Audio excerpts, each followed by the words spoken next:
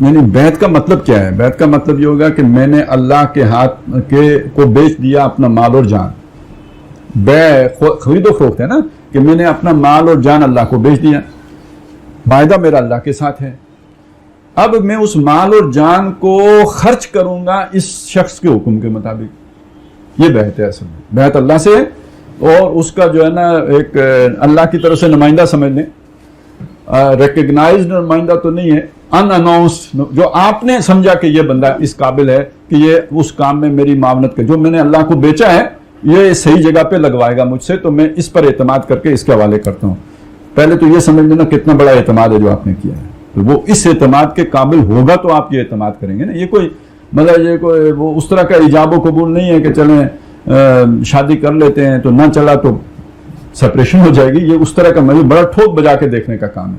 ایک مسئلہ تو یہ ہو گیا. دوسرا مسئلہ اس کے اندر یہ ہے کہ اس کی زندگی، اپنی زندگی میں کوئی ایسی بات نہ ہو جو اس کے دعوے یعنی اقامت دین والے دعوے سے متصادم ہو یا متناقض ہو یا اس کے برعکس ہو. اس کا کیسے پتہ چلے گا؟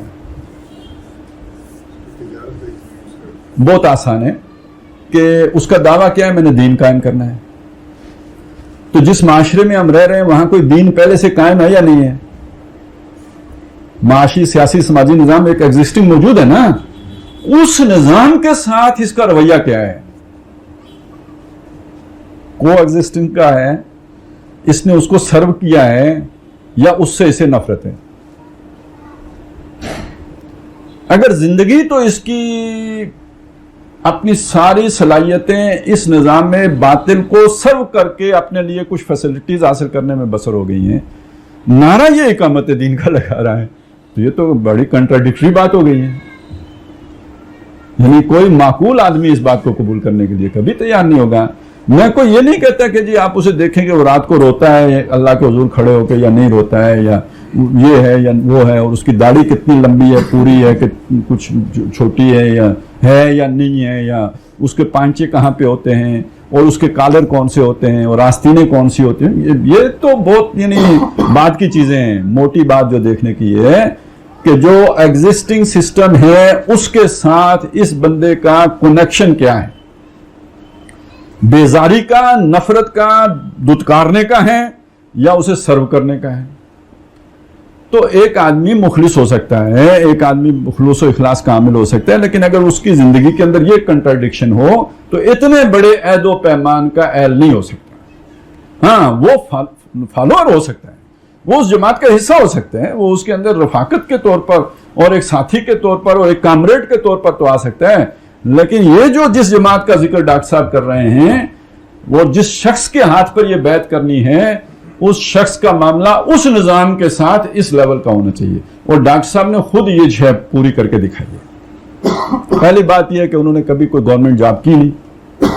دوسری بات یہ ہے کہ انہوں نے اگر 75 میں تنظیم بنائی ہے تو یہ چیز انہوں نے لکھی ہے باقاعدہ کہ کاروبار تو میں 67 میں چھوڑ چکا تھا، 70 میں نے کلینک بھی بند کر دیا تھا، ایک جو واحد وہ تھا. تو اس کے بعد یہ ہوا کہ ان کے چھوٹے بھائی ہیں اقتدار احمد، جن کا آج بنو مختار اور مختار سنز یعنی کمپنیز ہیں جو ان کی لمیٹڈ کمپنیاں ہیں ان کی.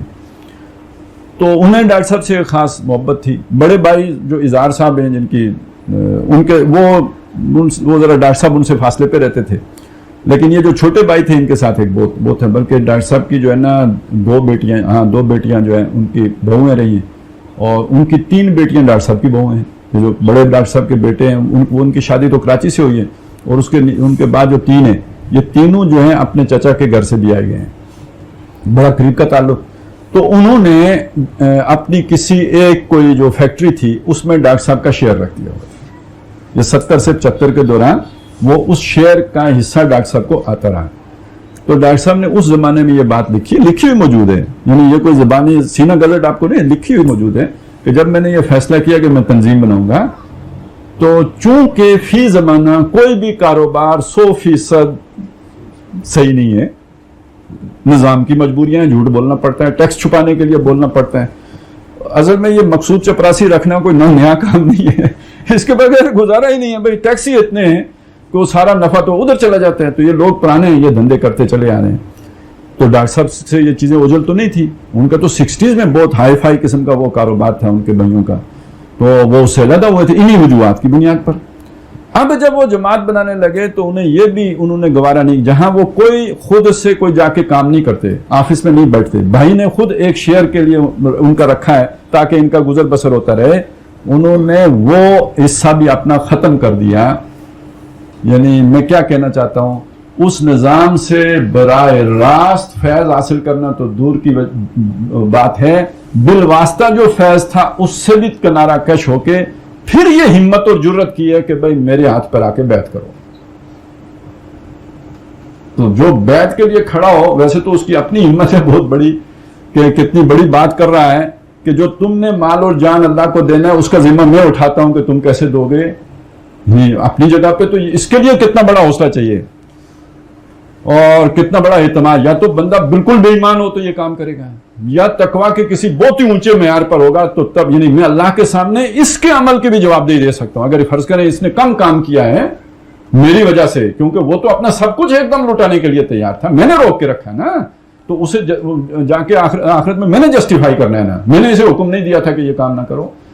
تو میری کتنی اس کے لیے بھی ایک جرت چاہیے, تو وہ کرج چاہیے. ایک تو یہ چیز ہے, اور دوسرا یہ کہ جو نظام موجود ہے اس سے کس درجے کی ڈیٹیچمنٹ چاہیے, اس سے کس درجے کا استغنا چاہیے, کس درجے کی لا تعلقی چاہیے. پھر بندہ کھڑے ہو کے کہے کہ آؤ میرے ہاتھ پہ بیعت کرو. نہیں تو پھر یہ کہ بھائی